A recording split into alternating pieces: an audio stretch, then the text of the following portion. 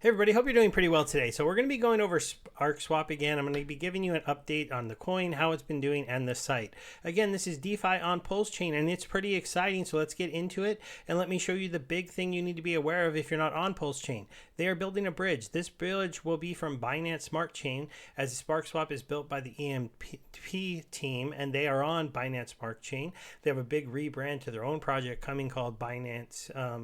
Called EMP Fusion. They also have a partnership with I want to say it right, L1X. Is a new chain that is launching that is supposed to be a layer 1 type blockchain that's going to have a special swapping that goes from any of the main Ethereum chains to chains including Cardano and Solana, and eventually, because they are in a partnership with them and building a DEX on that platform, they plan to add Pulse Chain into that ecosystem by using Sparkswap. How can they do that, right? Well, because this isn't just meant to be a DeFi platform with some farms where you earn a token and then you can go ahead and sell that token if you want to, and most people will, and the token's just going to go down, down, down, down, down over time, unless they, change tokenomics, or they create some kind of staking model, or they sell some random bunny NFT that you can only buy with their token. Yeah, we've seen the kind of gimmicks that the places have used to try to make this stuff work. It hasn't really worked in the past, but they have an idea that is very, very fresh. So let me get down into the basics of that idea before we go really kind of do an overview of the current site. They are going to have their farms and pools where you can put coins into their ecosystem and help them build their TVL. Their TVL is just under $7 million right now. And then that will let you earn their Spark token going forward in the for maybe the next, I don't know, 2, 3, 4 months, 5 months, 6 months. We don't know the exact time frame. It's going to have to do with how quickly this TVL number can get very big, because they're going to be trying to become their own DeFi platform with their own pools, where then they can basically switch to more of a Uniswap model where you're earning your money from actually being a yield provider on the different liquidity pools that people are trading over here. So the big idea here is to build a bridge from Binance Smart Chain, get people over here, get them farming their token, participating in the pools, earning really big returns that way, and then giving them something they can do with those tokens immediately today, but eventually turning off the ability for people to earn those tokens in the farms, and instead just going ahead and letting you be a platform with a bridge to move coins from one chain to another popular chain, being a DEX that works with the layer 1x blockchain to be able to allow people to swap coins from any of these other networks that I've talked about, all the big Ethereum clones, Solana or ADA, into Pulse Chain. And I'll do videos about how that's all going to work in the future, but just so you know, it would just be a way for them to make some extra money by being one of the DEXs on Pulse Chain that is willing to work with them to allow them to have coins swapped from other chains into coins on Pulse Chain. They have a special technology to do that, but they do need partner DEX platforms on all those different chains that they've already set up to go live, but they hadn't added Pulse Chain yet, and this could be their door to doing that. So eventually this site just becomes a place where they've got the bridges, they've got those ways to make money, they've got liquidity farms for you guys to put your liquidity in and go ahead and use money for the trading fees, and then they have one other key thing that is already here that'll allow people to earn money from the different fees that they can generate, and that is Sparkler. Now, a lot of this is to be determined on time frames and when this other stuff is going to happen, but Sparkler is already here. What is Sparkler? Sparkler is kind of similar to Hex staking, and as you know, Pulse Chain does have a lot of fans of Hex on it, but with a different kind of feel. So you get your fees from protocol fees and in there, and currently the incentive token coins that they're earning by they're right now reapothecating this liquidity onto the Pulse farms where they can earn the incentive tokens. So that's where they come from. Now in the future, when they become their own DEX, instead of getting it from just protocol fees, it'll be from protocol fees and trading fees within their own DEX pairs. That's where the money for this comes from. Now, as you can see, they have that staking thing where you can stake your coins for a certain amount of days. The more days that you stake them for, and you can stake them for up to 10 years, you earn more of a bonus. So as you can see, I was only earning 0.1 bonus on these 10-day stakes I was doing in the beginning. I'm actually claiming out my last 10-day stake. Then I started doing 30-day stakes, and I earned a 3.29% bonus. Not quite 3x the bonus, because it does go down a little bit in earnings as you get to the top, but you end up getting on a 10-year stake something like a 400% return, 400% bonus on your coins that you stake.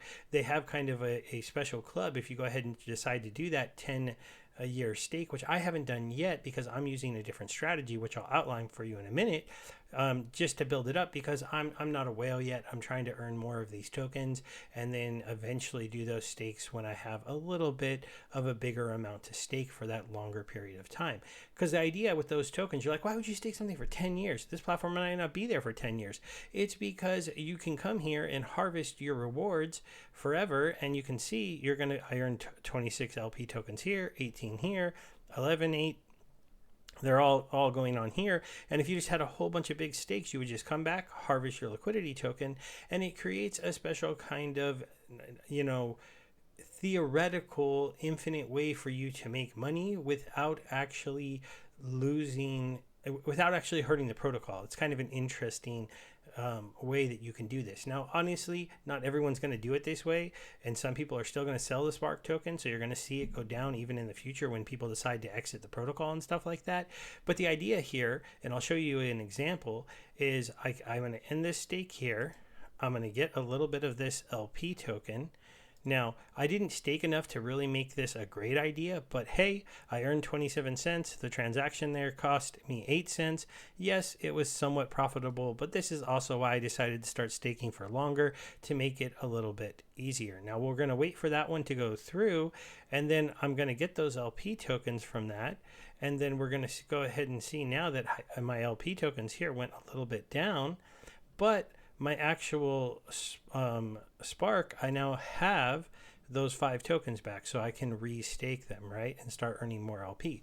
So where do I get the profit from? Well, in theory now, I can go to liquidity, I can click here, I can click remove, I can go 100%. Now pretend these were bigger numbers. Obviously, I don't have that much money on Pulse yet. I'm waiting for the bridge to come out before I move more funds over there. And I'm not a whale, but I can take out right here 3,600 Pulse tokens and 0.2 Spark. The Spark then I could add to those 5 tokens that I just got to go ahead and restake 5.2 tokens. And at the same time, I can take this Pulse token and sell it for whatever I want, or just take that as, hey, I got some profit in the form of Pulse chain. Or I could go ahead and sell it into any of the different tokens. DAI is really popular over here. There's a big move to right now to have PDAI become worth $1 just like regular DAI. Or you could go ahead and just trade it for Ethereum and some of the other blue chips that have been bridged over to here. And then there, you've got your profit and you've restaked your Spark token. You haven't hurt the platform. You've just taken those protocol fees that are paid out to you in liquidity tokens and decided to take the Pulse side of that and do something with it. Now, obviously, like I said, some people aren't going to do that, but that's kind of the idea here of what you can do. Now, I'm not actually going to break that liquidity. It's not worth it. Instead, what I'm going to be doing is saving up my liquidity. And when I have a decent amount from these pools, I'm just going to be adding it to the farms.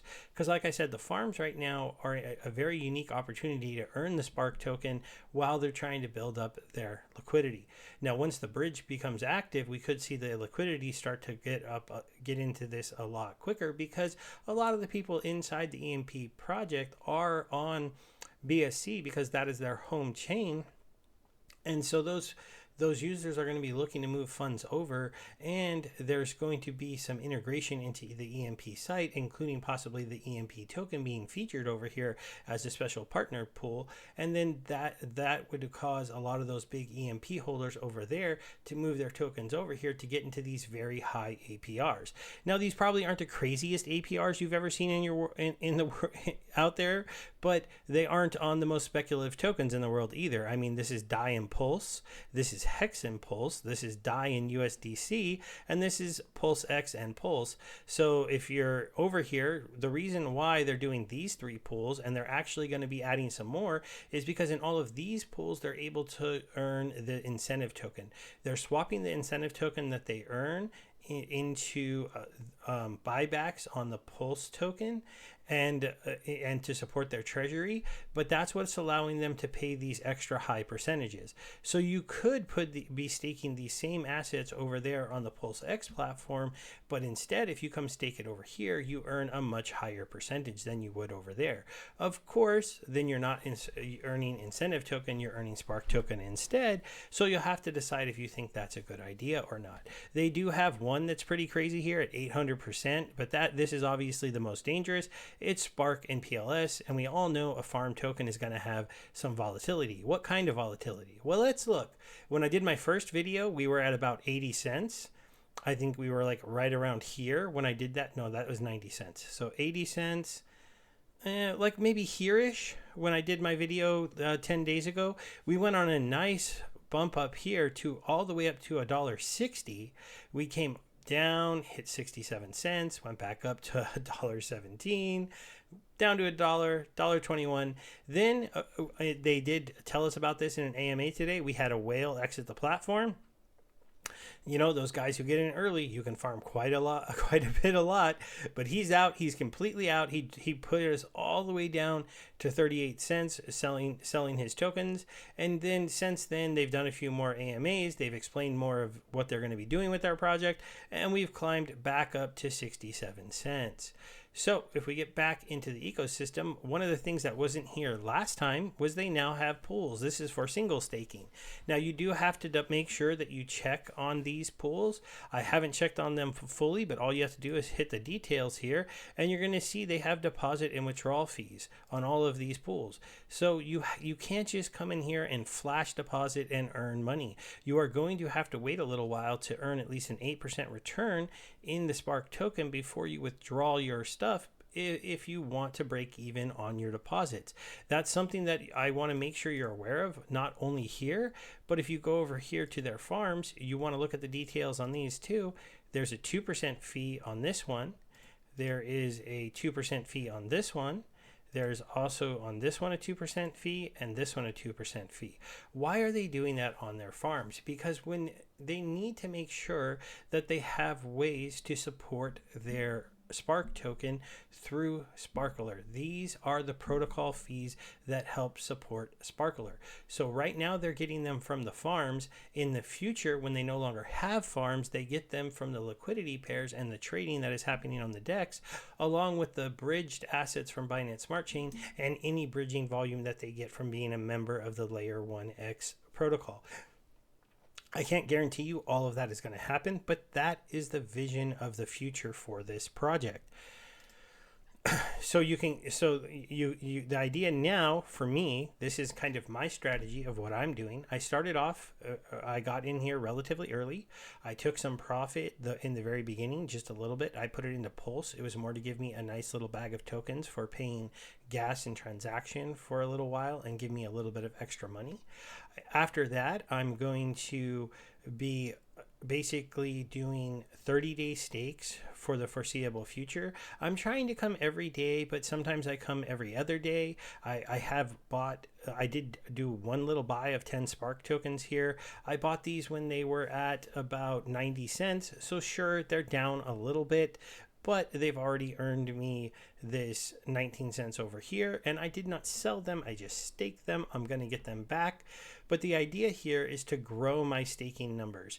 Like I said, I'm a smaller user. I don't have any big amounts to put into this platform. I don't really have a lot of money on Ethereum right now to bridge over here. So the idea is to build these up. As you saw, I claimed 5 tokens on that last 10-day stake, and it's going to be 21 days before I can do another one. But what I can do right now is I can go to my farms and I can go, okay, so this one's only 1 token. I don't need to claim that one. I can let that one maybe build up for another day, but this one's up to 4. So I can go ahead and harvest this one, right? Because that's 276. That's probably worth it to harvest. I only had a tiny bit of hex left over that I hadn't staked into the hex platform. So this I'm just going to leave here because I'm not going to claim half a token. That seems kind of silly, but we claimed 4 from here. We'll go ahead and harvest this one. This one's 1.8. It's kind of borderline, but this is like what I'm kind of going to be doing here is I'm going to be claiming the tokens that I earn from the farm. I'm occasionally going to be moving some of those tokens into profit. Now I'm going to go over here to trade, and I'm going to go to exchange, and I want to just, once these things get loaded here, just take one moment here. We're head bopping, we're hanging out. I do have a little bit of these tokens. As you can see, they do support all the major tokens right away that you can trade to on this platform. There we go.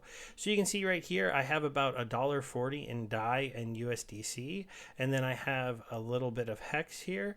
That there is also Ethereum hex. This obviously is the regular hex that you can get over here and on Pulse Chain or Pulse Hex, and that is the one that they're currently supporting in their farm, just so that you're fully aware of that.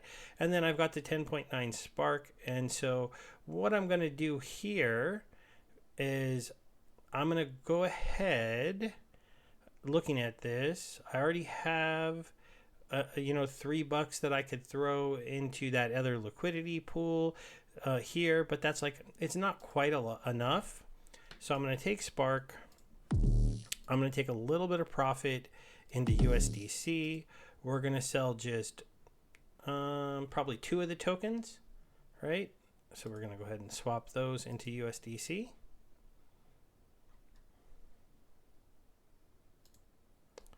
We're going to close that. We're going to, once that's done going through this, that's going to push me up to about like $3. So the plan here is to keep basically moving into these stable coins to take a little bit of profit, not very much, but to take that profit and put it back into the liquidity farms to hopefully allow me to keep earning an okay amount of these tokens. Also, I am going to be oh, there was a token I thought I added here, but I think they updated this, so I probably needed to add it again. I am going to eventually, when I can move some funds over here, possibly buy some Spark tokens to help accelerate what I'm doing in my plan, because after that, I'm going to be coming back to Sparkler, and I'm going to be staking the 8 tokens, so I almost 9 tokens, and we're going to stake them for 30 days. So then the idea here is next month, hopefully as the bridge goes live, that's giving them a month to get it going. They do plan to hopefully have it done sooner than that. I'm going to have all of these stakes starting to end. Now, as you can see, some of them were smaller, a 4, a 4, a 4, then a 10, a 5, and now a 9. But as these end, I'm just going to work on restaking them with additional tokens that I've earned in the farms. Now, I'm going to be, in general, farming the tokens until I can get to somewhere probably around, I don't know, 8 to 9 to 10 tokens that I can claim from the different farms. This does mean that in the next month, I won't be really farming every single day.